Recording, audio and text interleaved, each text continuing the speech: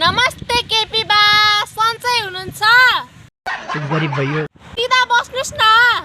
दुईपल्ट किडनी फेरेर बिचरा बुढेसकालमा फेरि जेलको बास हुने भए आखिर यो कसरी भयो?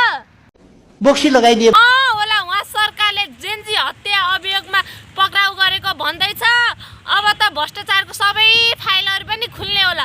अब त के गर्नुहुन्छ? हाम्रो पार्टीले छप छप छप छप छप छप पुदिन्छ। हाने झप्पु।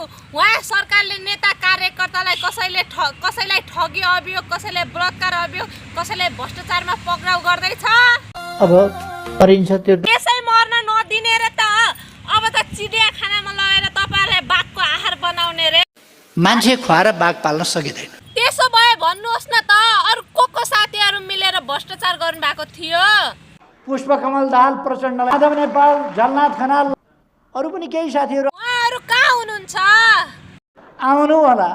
त्यसो भए भन्नुहोस्, हिरासतमा बस्नुपर्छ भनेर बिरामीको नाटक गर्नुभयो हो कि साँच्चीकै बिरामी भएर हस्पिटल भर्ना हुनुभएको?